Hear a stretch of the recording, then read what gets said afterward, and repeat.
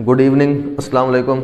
आज हम वेक्टर के जो टॉपिक हमने कल थोड़ा इंट्रोडक्शन किया था उसका उसी को आगे लेके चलेंगे। तो इसमें हमारे पास अगला टॉपिक है एडिशन ऑफ वेक्टर। ठीक है ना। एडिशन ऑफ वेक्टर जो है वो वेक्टर जो है वो हम आम तरीके से ऐड नहीं कर सकते। जैसे हम स्केलर को ऐड करते हैं, जैसे आप करते हैं 2 + 2 4 हो जाता है, 2 + 4 6 हो जाता है। इस तरीके से हम वेक्टर्स को जो है वो ऐड नहीं कर सकते। वेक्टर को ऐड करने के लिए हम एक रूल यूज़ करते हैं जिसको हम कहते हैं हेड टू टेल रूल। क्या कहते हैं जी? Head to tail rule. ठीक है। अब हेड टू टेल रूल में कुछ स्टेप्स हैं जो हम फॉलो करते हैं। ठीक है ना। तो पहला स्टेप जो है हम कहते हैं जी, पहले स्टेप में draw a vector to be added on suitable scale. सबसे पहले तो हमें जो वेक्टर हमने ऐड करने होते हैं उनको हम ड्रा करते हैं। ठीक है ना। सूटेबल स्केल का मतलब है कि आपने जो जब ग्राफ पे उसको ग्राफ पेपर पे ड्रा करेंगे ना, तो हम ग्राफ ड्रा करने से पहले ना एक स्केल जो है उसको पॉइंट आउट करते हैं। ठीक है ना। एक अप्रोप्रिएट स्केल हम लेते हैं। ठीक है ना। तो हम क्योंकि हम बोर्ड पे ड्रा कर रहे हैं तो हम आर्बिट्रेरी जो है उन वेक्टर्स को लेंगे, हम स्केल जो है वो नहीं रखते। ठीक है ना। तो मिसाल के तौर पे हमारे पास दो वेक्टर्स हैं। एक वेक्टर है जी हमारे पास ए वेक्टर है। वेक्टर को हम रिप्रेजेंट करते हैं किस तरह? एक एरो, एक लाइन लगाते हैं। ठीक है ना। और जिस तरफ उस वेक्टर की डायरेक्शन होती है उस तरफ हम एक एरो लगा देते हैं। ठीक है ना। तो ये वाला हिस्सा जो है वो वेक्टर की हेड बन जाती है। क्या बन जाती है जी? हेड। और ये वाला क्या होता है हमारे पास? टेल होता है। समझ आ गई आपको? ठीक है ना। हमने एक वेक्टर ले लिया जी ए, एक वेक्टर हमने ले लिया ए। ठीक है। तो अच्छा, हेड और टेल तो समझ आ गई ना आपको, इसको मैं रेस कर देता हूँ। ठीक है। और दूसरा वेक्टर आपने ले लिया, कोई भी आर्बिट्रेरी वेक्टर आपने ले लिया जी, वो ले लिया आपने बी ले लिया। क्या ले लिया? बी वेक्टर आपने ले लिया। सबसे पहले आपने इनको क्या किया है? इनको आर्बिट्रेरी आपने ड्रा किया है, ए वेक्टर को भी और बी वेक्टर को भी। ये तो आपका फर्स्ट स्टेप है। ठीक है ना। फिर दूसरे स्टेप में आप क्या करते हैं? Draw these vectors in such a way that tail of second vector is joined with head of first vector. इनको आपने दोबारा ड्रा करना है और इस तरह ड्रा करना है कि जो आपके पास फर्स्ट वेक्टर की हेड है, फर्स्ट वेक्टर का जो हेड है वो सेकंड वेक्टर की टेल के साथ कोइंसाइड कर जाए या उससे ज्वाइन हो जाए। अगर हम मिसाल के तौर पे यहाँ पे निकालना चाह रहे हैं a + b, क्या निकालना चाह रहे हैं जी? a + b। हम इन दो वेक्टर्स को जमा करना चाह रहे हैं। तो a हमारे पास फर्स्ट वेक्टर होगा और b हमारे पास क्या होगा? Second vector. तो अभी हम दूसरे पॉइंट को अगर हम यहाँ पे बोर्ड पे ड्रा करना चाहें तो मैंने आपको बताया है कि जो हमारे पास हेड है फर्स्ट वेक्टर की, ये फर्स्ट वेक्टर को इस तरह ड्रा हुआ था ना। ठीक है। इसकी डायरेक्शन इस तरह थी ना हमारे पास। ठीक है ना। तो ये हमारे पास क्या आ गया जी? First vector a। ठीक है। इसके हेड को आप ज्वाइन कर दें सेकंड वेक्टर यानी कि बी की टेल के साथ। इसके हेड को आप ज्वाइन कर दें सेकंड वेक्टर बी की टेल के साथ, यानी कि बी की टेल जो है वो आप क्या कर लें? ए के हेड के साथ ज्वाइन कर लें। ठीक है ना। समझ आ गई? अब तीसरा काम आपने क्या करना है? Join tail of first vector with the head of second vector, then resultant vector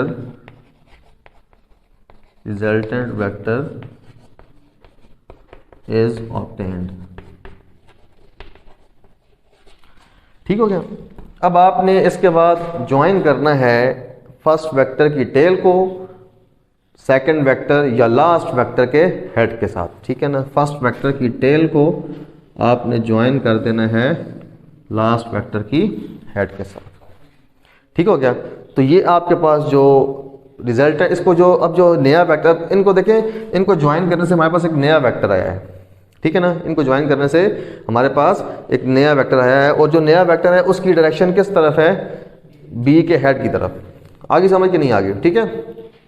और उसकी टेल किस तरफ है, उसका हेड कहाँ है, बी के हेड के साथ, ठीक है ना। उसकी टेल कहाँ है, ए की टेल के साथ। तो इसका मतलब है दो वेक्टर ज्वाइन हुए हैं, ये इनका रिजल्टेंट वेक्टर आया है A plus B, vector A plus B, यानी कि इन दोनों को जब हमने ऐड किया ना, तो जो वेक्टर ए प्लस बी आया है वो ये वाला वेक्टर है, और इसको हम रिजल्टेंट वेक्टर कहते हैं आर, ठीक है ना।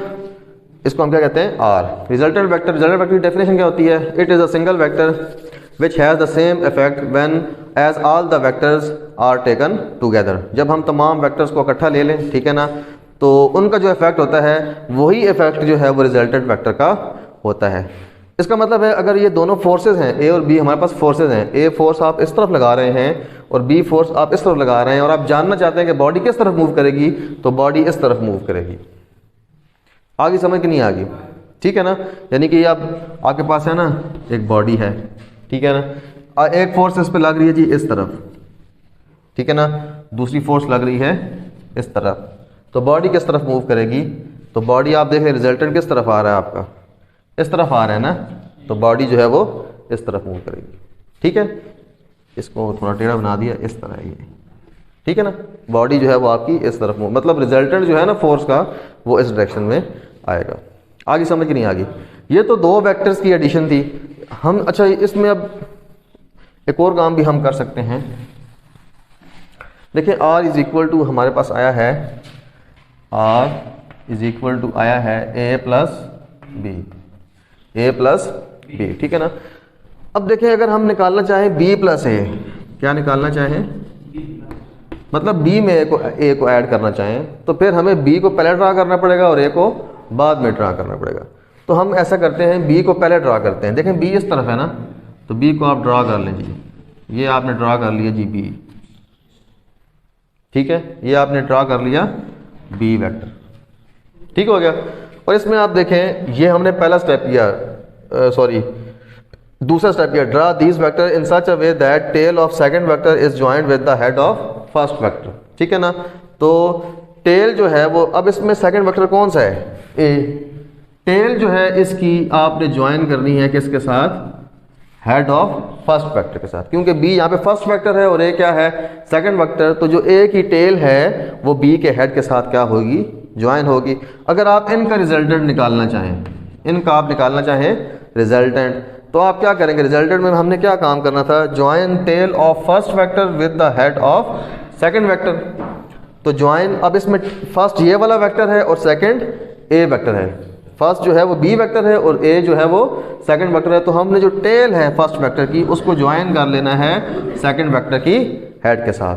तो देखें ए प्लस बी जब किया था तब भी रिजल्टेंट यही आया था, R is equal to A plus B. इसको यहाँ नीचे लिख लेते हैं, यहाँ पे लिख लें R is equal to A plus B, ठीक है। लेकिन जब आपने b प्लस ए किया है तब भी आप रिजल्टेंट जब ड्रा करते हैं, जब आप पहले वेक्टर की टेल को सेकंड वेक्टर की हेड से मिलाते हैं, तब भी आपके पास जो रिजल्टेंट आता है r इज इक्वल टू आता है b प्लस ए, तब भी आपके पास रिजल्टेंट यही वेक्टर आता है। a प्लस बी का भी रिजल्टेंट यही था और b प्लस ए का रिजल्टेंट भी यही था, समझ आ गई। तो इसका मतलब है हमारे पास a प्लस बी और b प्लस ए का एक आंसर आ गया। तो इसका मतलब है हमारे पास a प्लस बी वेक्टर जो हैं वो इक्वल हैं किसके, b प्लस ए के, ठीक है ना। इसका मतलब है वेक्टर एडिशन जो है, वेक्टर एडिशन वो हमारे पास कम्यूटेटिव होती है। क्या होती है जी, कम्यूटेटिव। ये मैथ में प्रॉपर्टी होती है कम्यूटेटिव प्रॉपर्टी, समझ आ गई ना। तो वेक्टर एडिशन जो है वो क्या होती है, कम्यूटेटिव। आप चाहे दो वेक्टर्स को ऐड करें, उनका ऑर्डर जो मर्जी रखें, चाहे ए पहले रखें चाहे बी पहले रखें, तो आपके पास क्या आएगा, उनका रिजल्टेंट जो है वो सेम आएगा, ठीक है ना। रिजल्टेंट भी हम देख लेते हैं क्या होता है, resultant vector is a single vector that has same effect,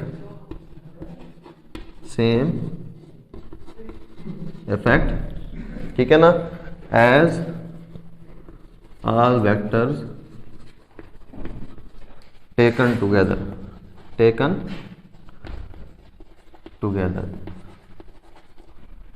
आगे जी समझ ठीक हो गया। यानी कि रिजल्टेंट वेक्टर वो होता है जब आप तमाम वेक्टर इकट्ठे ले लें, उनका जो रिजल्ट आता है तो रिजल्टेंट का भी जो है वही रिजल्ट आता है जो उनको तमाम वेक्टर्स को इकट्ठे लेने से आता है, ठीक है ना। ये तो अभी हमने 2 वेक्टर्स ऐड किए ना, अब हम ज़्यादा वेक्टर ऐड करके देखते हैं कि हम ज़्यादा वेक्टर्स को कैसे जो है वो जमा कर सकते हैं या उनको एडिशन जो है वो हेड टू टेल रूल से कर सकते हैं, ठीक है।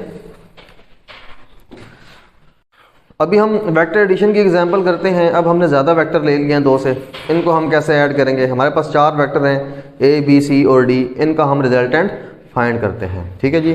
तो देखें, हम अगर पहला स्टेप तो हमने कर लिया है, इनको हमने ड्रा कर दिया है, ठीक है ना। जो दूसरा स्टेप है उसमें वो कहते हैं जी आप ऐसे इन वेक्टर्स को जो है वो ऐसे ड्रा करें, ठीक है, कि जो टेल है सेकंड वेक्टर की वो पहले वेक्टर की हेड पे आ जाए। तो जब हम A और B को ज्वाइन करेंगे, ठीक है, तो उसमें पहला वेक्टर A हो जाएगा और दूसरा वेक्टर क्या हो जाएगा B। तो हम जो टेल है ना सेकंड वेक्टर की उसको फर्स्ट वेक्टर की जो है उसके हेड से ज्वाइन कर लेंगे, ठीक है ना। तो हम फर्स्ट वेक्टर पहले बनाते हैं जी। A कुछ इस तरह है हमारे पास, ठीक है, और इसके साथ हम जोड़ देते हैं जी B वेक्टर की टेल को हम जोड़ देते हैं जी इसके साथ, ठीक हो गया। तो ये थोड़ा बड़ा है तो इसको थोड़ा बड़ा बना देते हैं, ठीक है।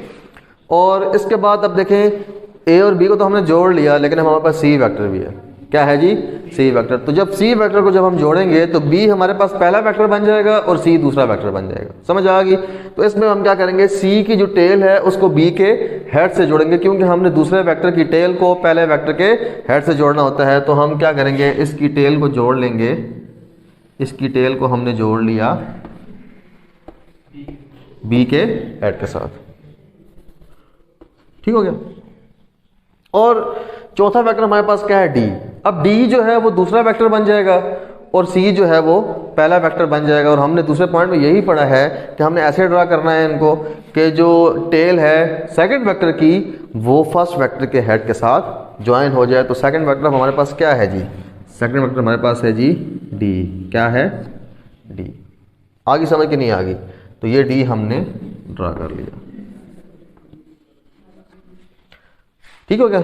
अब अगर आप इसको हेड टू टेल रूल से इस पे अप्लाई करें तो रिजल्टेंट वेक्टर कैसे आता है कि आपने रिजल्टेंट वेक्टर ऐसे ड्रा करना है, tail of first vector with the head of second vector, tail of first vector with the head of second vector. लेकिन इसमें सेकंड वेक्टर अब लास्ट वेक्टर D है।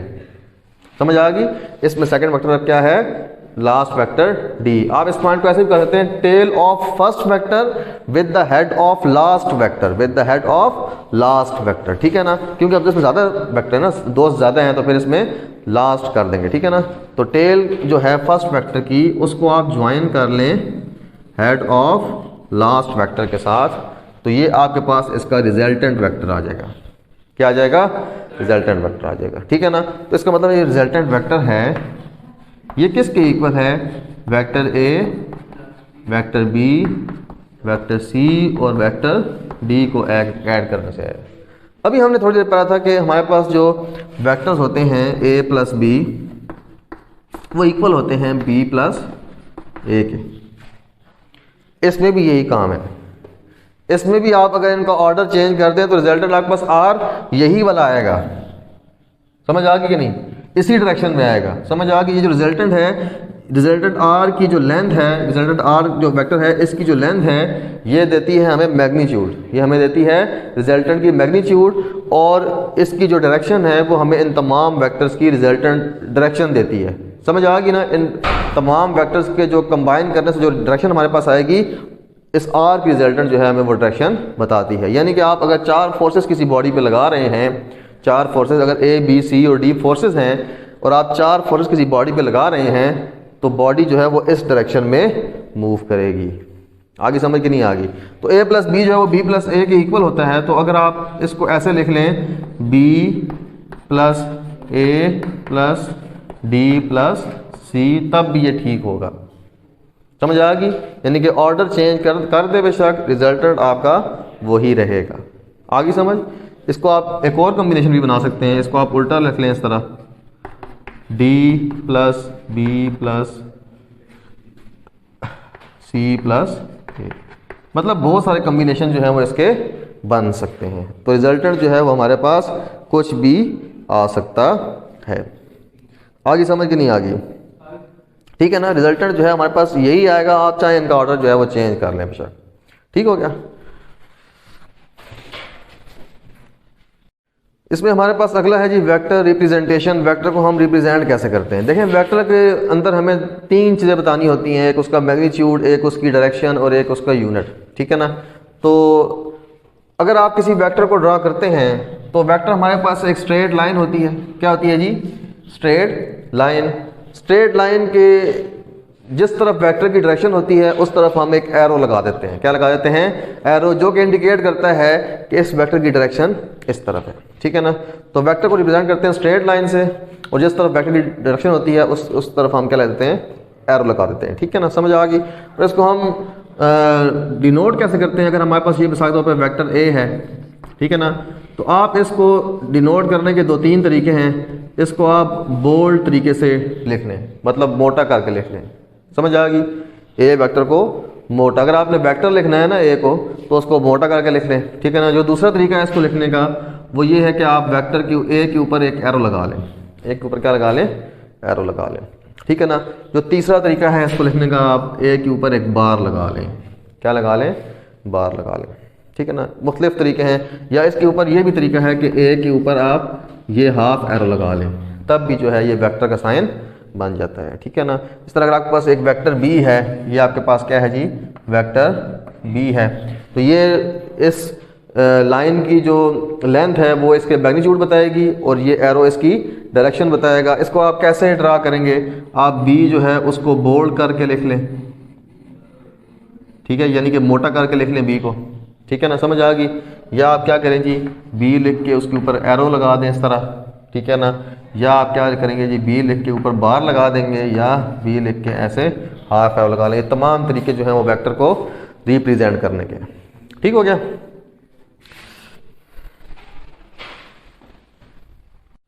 आगे जो हमारे पास इसमें आता है जी वेक्टर सब्ट्रैक्शन, कि वेक्टर को हम सब्ट्रैक्ट कैसे करते हैं। ठीक है ना? तो वेक्टर की सब्ट्रैक्शन भी बिल्कुल वैसे ही है कि जैसे हम वेक्टर्स को ऐड करते हैं। पहले हम हेड टू टेल रूल से ऐड कर लेते हैं, फिर मैं आपको सब्ट्रैक्ट करके दिखाता हूँ। ठीक है ना? उन्हीं वेक्टर्स को। हमारे पास 2 वेक्टर्स हैं, एक है वेक्टर ए है हमारे पास, ठीक है जी, दूसरा हमारे पास है जी वेक्टर बी। वेक्टर बी अगर हमने इनको सब्ट्रैक्ट करना है तो हम इनको ऐसे लिखेंगे ए माइनस बी, ए माइनस बी। लेकिन इसका मतलब क्या है? असल में हम इनको ऐड ही करते हैं, इनको ऐड ही करते हैं। इसको लिखते हैं ए प्लस माइनस बी। आगे समझ के नहीं आ गई? इसका मतलब ये है कि जो बी वेक्टर है आपने इसकी डायरेक्शन को उल्टा करना है, इसकी डायरेक्शन को उल्टा करना है और उसके बाद आपने इसको ए में ऐड कर देना है। समझ आ गई? तो इसका मतलब अब देखिए ये बी की डायरेक्शन इस तरफ है ना, बी की डायरेक्शन इस तरफ है, तो माइनस बी किस तरफ हो जाएगा? माइनस बी इस तरह हो जाएगा। हो जाएगा कि नहीं हो जाएगा? ठीक है ना? पहले हम रिजल्टेंट निकालते हैं ए प्लस बी।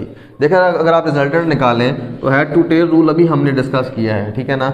हमने पहला वेक्टर ड्रा किया ए, ठीक है जी, दूसरा वेक्टर बी इस तरह ड्रा किया कि पहले की जो हेड है वो दूसरे की टेल के साथ ज्वाइन हो जाए, और ये हमने बी ड्रा किया। अब हम रिजल्टेंट जब ड्रा करेंगे तो रिजल्टेंट की डायरेक्शन किस तरफ होगी? पहले वेक्टर की टेल से लास्ट वेक्टर के हेड की तरफ। तो आर हमारे पास, आर की डायरेक्शन अब इस तरह, आर की डायरेक्शन अब हमारे पास इस तरह आ गई है। ठीक है ना? समझ आ गई? तो आर इज इक्वल टू क्या आ जाएगा हमारे पास? ए प्लस बी।